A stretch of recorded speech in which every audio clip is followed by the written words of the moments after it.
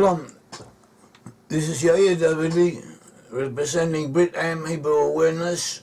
This talk is being hosted by Mr. Loyal Gallen of the Root and Branch Association.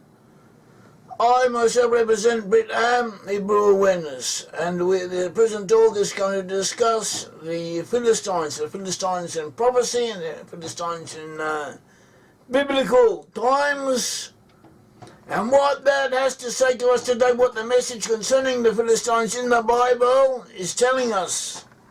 This is important because it is telling us something. And not only that, it helps connect the different portions of the Bible together so that they are one streamlined narrative, which every part of which is something pertinent to us. So first of all, you had the 12 tribes of Israel. You had the Israelites. The Israelites were descended from Abraham, Isaac, and Jacob. And Jacob was renamed Israel, and he gave rise to 12 tribes. And the 12 tribes went down to Egypt. They came up out of Egypt, led by Moses, and they went through the desert, through the wilderness, where they received the Torah, and then they came to the land of Canaan, and they were commanded by God Almighty to conquer the land of Canaan and to drive out the local Canaanite peoples. And the Canaanites are referred to quite often in the Bible, throughout the Bible, and also in prophecy, that apparently they were not all driven out, but some of them remained, and they were always around, always causing trouble to us, and they're still doing that. Many of the Arabs are descended from Canaanites and from Philistines. The very name Palestine is a Latinized version of the name Philistine. And the Philistines and the Canaanites intermerged with each other, so that we find in later prophecy that they're considered as virtually as one entity, and what applies to one applies to the other. When getting back to the beginning, when the Israelites came out of Egypt and were entering the land of Canaan, they were commanded to drive out the Canaanites. Deuteronomy 20 says, verse 17, "But you shall utterly destroy them, the Hittite and the Amorite and the Canaanite and the Perizzite and the Hivite and the Jebusite, just as the Lord your God has commanded you." And they were promised that they would be successful in driving out the Canaanites. It says in Joshua 3:10, "And Joshua said, by this you shall know that the living God is among you, and that he will without fail drive out from before you the Canaanites and the Hittites and the Hivites and the Perizzites and the Girgashites and the Amorites and the Jebusites." Exodus 15 says, 15:15, "Then the chiefs of Edom will be dismayed. The mighty men of Moab, trembling, will take hold of them, and all the inhabitants of Canaan will melt away." So a few points worth noting. Canaan, the word Canaan, the name Canaan, is a generic term for all of the Canaanites, and in addition to being a generic term, as explained in the Midrashim by the sages, Canaan was also a specific tribe within the 12 tribes of Canaan. That is, you had 12 tribes of Canaan, and one of them was named Canaan. In addition to that, all the tribes were named Canaan as a collectivity. We also find a similar usage of the term Amorite. Amorite also means Canaanite. We find the word Amorite used as a generic term for all of the Canaanites, and as well as the name of a specific tribe within the Canaanites. We find in Genesis 12:15 that there were 12 tribes of Canaan. Abraham was promised the lands of 10 of the 12 tribes of Canaan. Not all of them. 2 remained outside of the fold of Abraham. But he was promised 10 out of the 12 tribes of Canaan. And later we find 7 out of these 10, the lands of 7 out of these 10 is being promised to the Israelites, and they came out of Egypt. See Deuteronomy 7:1. Now the 3 extra tribes of Canaan, which were not promised to the Israelites when they came out of Egypt, were lands given to Edom, Ammon and Moab.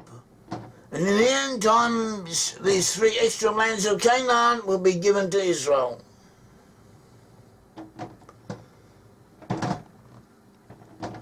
So that is with, this will be in continuation. There's some significance to this. This has a significance also on other points concerning the borders of the future land of Israel, the extended borders of Israel, and so on.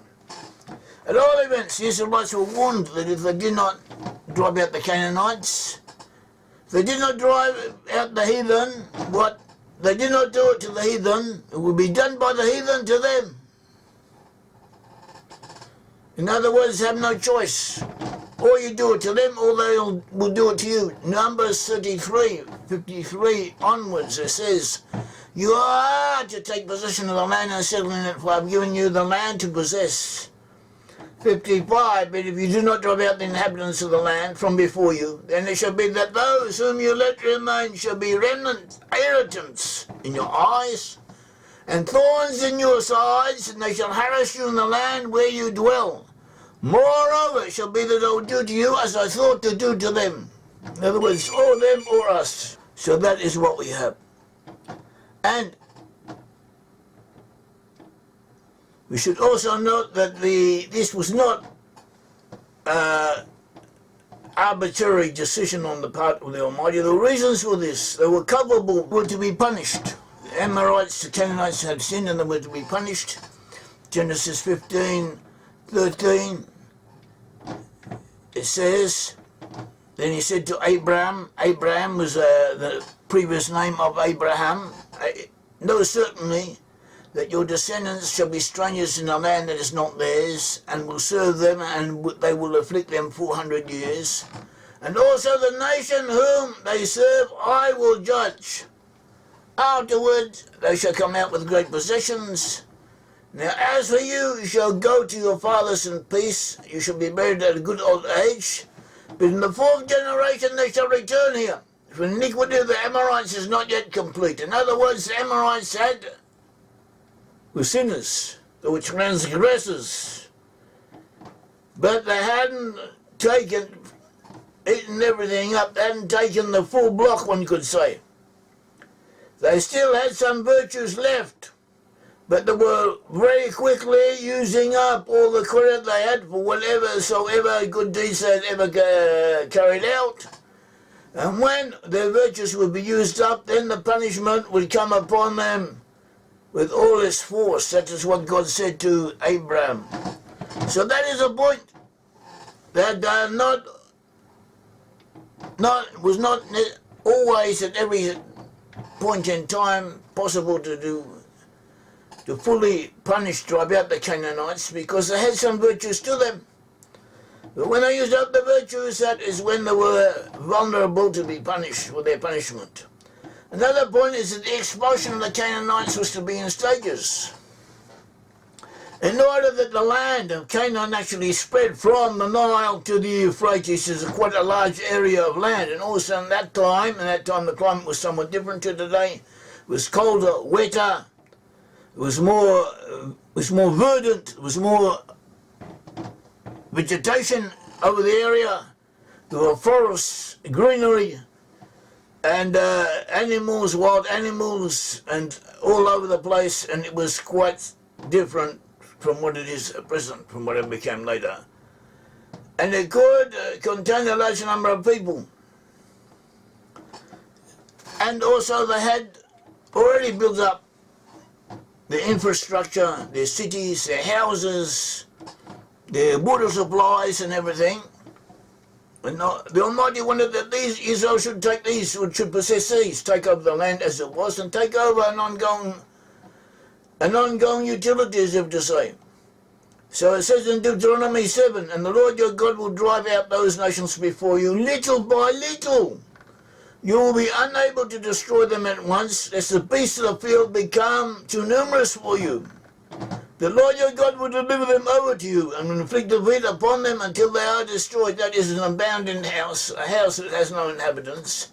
So you have rodents, you have all kinds of insects, you have all kinds of wild beasts when there are wild beasts about coming in and causing damage and so on. And until it becomes virtually uninhabitable. So you need people to look after it. And if there are no people there, then you have a problem. So the Almighty says that little by little He will drive them out.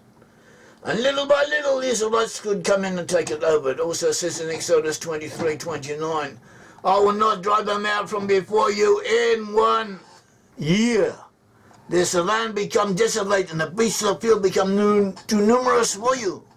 So little by little I drive them out from before you until you have increased and you inherit the land. Another reason for the expulsion of the Canaanites taking some time and being done in stages was to teach the Israelites, to teach the Hebrews warfare. Judges 3, verse 3 says, Now these are the nations which the Lord left, that He might test Israel by them. They were to be a test for Israel, to see if Israel is going along the straight path or not. And also, that is all who have not known of any of the wars of Canaan. This was only so that the generations of the children of Israel might be taught to know war, at least know those who have not formerly known it. So we have 2 points here. The Canaanites were there to test Israel, to be there as a warning, and also to be something that Israel will have to contend with, and that sharpen himself up, and also to teach him how to fight, to teach him warfare, because eventually the Israelites, if everything had gone as it was supposed to have gone, the divine plan one, we could say that the Israelites were supposed to take over the land of Canaan, to take over the world, and just be a civilizing influence in the world. And the world, as it was at that time, required warfare. So the Canaanites were training partners for us. We would learn how to fight by fighting the Canaanites. Then what we learn, those skills, we'll be able to use them elsewhere. That's what the Bible says. It's not something that an invention of mine. The Bible says it, black and white. And also, the Israelites would need to fight, according to the Bible, in order to expel the heathen. And this was in order to test and to guide them. See Judges 3, going back on what we just read, but adding to it. Now these are the nations which the Lord left, and He might test Israel by them. That is, all who had not known any of the wars in Canaan. It was only so that the generations of the children of Israel might be taught to know war, at least those who had not formerly known it. Namely, the 5 lords of the Philistines, 5 lords of the Philistines, who we see find the Philistines connected with the Canaanites. 5 lords of the Philistines, all the Canaanites, the Sidonians, who were also, there's another name for a portion of the Canaanites, and the Hivites who dwelt in Mount Lebanon, from Mount Baal Hermon to the entrance of Hamath. And they were left, and He might test Israel by them. They were to test Israel, to know whether they would obey the commandments of the Lord, which He had commanded their fathers by the hand of Moses. And the penalty for not keeping the law was expulsion. What does it mean, not keeping the law? What is it? Doesn't necessarily mean being extremely religious. The Bible wants you to be extremely religious. Do not mistake me. The Bible indicates that it wants you to be as religious as you possibly can be, and doing every little commandment as well as you can, from the point of view of the strict letter of the law, is praiseworthy. But there are certain laws, certain injunctions that you are forbidden to transgress, and they are extremely serious. And there are others that God will elsewhere will have His own accounting for them. So the main laws that you have to be very careful about in the Bible, from a biblical point of view, are not to commit idolatry, not to worship idols, not to engage in sexual immorality, and not to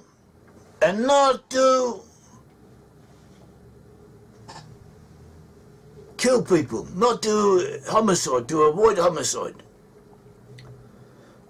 And those are the 3 cardinal iniquities that have to be avoided. And they are the most important. And staying in the land depends upon them. Also, circumcision is also important for those under the law, and keeping Shabbat are also important. In addition to that, we have to cultivate good virtues, such as being merciful, helping others, honesty, and so on. But these are that's another accounting, one could say, another way of weighing things up. Leviticus 18 says, "As for you, you are to keep my statutes and my judgments. You shall not do any of these abominations. Neither the native nor the alien who sojourns among you," that is, you have people who come in, people who live with you, people who convert, who become the same as you, alongside you. They also have to keep the law, same laws as you do. And they will get the same reward and punishment as you do. The reward if they keep them, and the punishment if they transgress them. So that the land will not spew you out should you defile it, as it has spewed out the nation which has been before you. So you have to especially avoid those transgressions that cause the nations before you from having been spewed out. That is the three major transgressions of idolatry, sexual immorality, and homicidal. And from that is what we learn from this passage. They are the ones on which dwelling in the land is dependent. It also says in Leviticus 20, "You are therefore to keep all my statutes and all my ordinances, do them, so the land to which I bring you to live will not spew you out." So here he says, all my statutes and all my ordinances. So both verses have a certain pertinence to them, and both are correct, each one in his own pertinent situation. At all events, the heathen were to be expelled. See Joshua 23. "The Lord your God will expel them from before you and drive them out of your sight, so you shall possess their land. So the Lord your God promised you." So that is what we have on that point, on these points. Should also note that the Bible prophesied that Judah and Ephraim will work together to expel the Philistines. The Philistines, according to Genesis 10, 13, 14, are descended from Mitzrayim. Mitzrayim, that means Egypt. And Mitzrayim, it says 10, 13, 14, Mitzrayim begat the Ludim, the Anamim, the Lahabim, the Naptuchim, the Patrusim, the Kasluchim, and the Kafturim. Hence the Philistines came forth. So the Philistines were related to the ancient Egyptians, but from a different branch. Also, Zephaniah, the prophet Zephaniah says 2:4 onwards, "For Gaza, that is Gaza shall be forsaken and Ashkelon desolate." Ashkelon was a Philistine city in those times. "They shall drive out Ashdod at noonday, and Ekron was also a Philistine city, shall be uprooted. Woe to the inhabitants of the sea coast." The Philistines at that time dwelt on the sea coast. "The nation of the Kerethites were one of the component tribes of the Philistines. The word of the Lord is against you, O Canaan, land of the Philistines." Canaan is being equated with the Philistines, and the Philistines with Canaan. "I will destroy you, so there shall be no inhabitant." So we have here the Philistines and the Canaanites equated as one and the same people, for all intents and purposes, as far as prophecy is concerned. So we also have the prophet Isaiah. The prophet Isaiah speaks of a future union of Ephraim and Judah. And who is Ephraim? Who is Judah? Ephraim is a generic term for all of the 10 tribes, and also for a specific tribe known as Ephraim. So you had 12 tribes of Israel. The 12 tribes of Israel were together under King Saul. David, Solomon, in the time of Rehoboam, the son of Solomon, 10 tribes separated and went their own way and set up their own kingdom. This kingdom was conquered by the Assyrians, so all taken away into exile, and they disappeared from history. They forgot, they lost consciousness of who they were, they lost awareness of who they are supposed to be. That is one of the reasons we call our organisation Brit-Am, Hebrew awareness, to arouse, to restore awareness of who they are to these people. And they went to Western Europe, the west and north of Europe, And they are to be found in those areas, also in the countries that grew out of them, such as the USA, Canada, Australia, New Zealand, and other places. They are all dominated by the lost 10 tribes of Israel, and prophecies pertaining to the lost 10 tribes of Israel pertain to them. And Ephraim was the leading tribe, Joseph, the leading tribe of the 10 tribes, all the tribes of Israel in some sense was Joseph. Joseph had two sons, Ephraim and Manasseh. And Ephraim was the leading tribe, and in Scripture, Ephraim is also a term used for all of the 10 tribes together. So, and we have to say, according to the context of the word, what the meaning is in that specific place. At all events, the Bible tells us in Isaiah that Ephraim and Judah, that is Judah is the Jewish people. The Jews are descended from the tribes of Judah, Benjamin, and Levi, also with representative minorities of the other tribes. And they, when the 10 tribes separated, Judah remained. These 3 tribes, also with some of all of the tribes within them, they became the Jewish people. And they are known in the Bible as Judah, and in the future they will reunite with Ephraim, meaning the 10 tribes, Judah and Ephraim together. Isaiah 11 says, also the envy of Ephraim shall depart, and adversaries of Judah shall be cut off. In the Hebrew it sounds much better, because there it implies that the envy of Ephraim, the envy that Ephraim will have for Judah, and the antagonism that Judah will have for Ephraim will disappear, be taken away. Ephraim shall not envy Judah, and Judah shall not harass Ephraim, but they shall fly down upon the shoulder of the Philistines towards the west. And he goes on, together they shall plunder the people of the east, they shall lay their hand on Edom and Moab, and the people of Ammon shall obey them.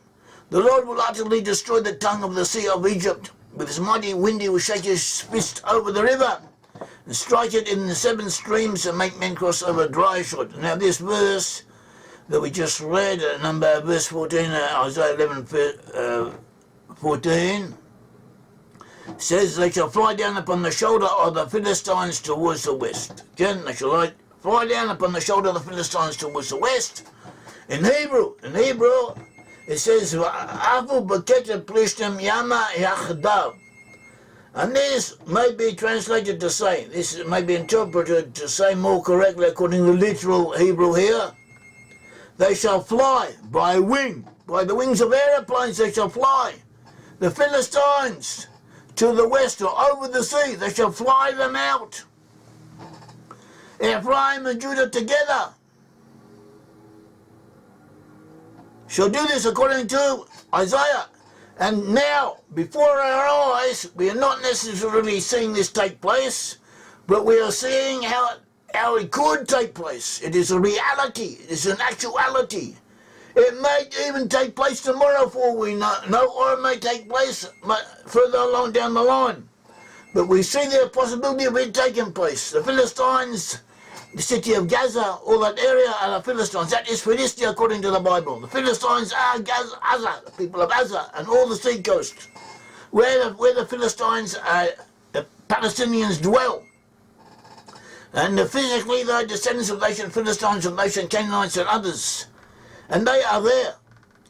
And they have attacked Judah and done it in a very cruel, sadistic, obnoxious way that a normal person would not even imagine to himself as being done.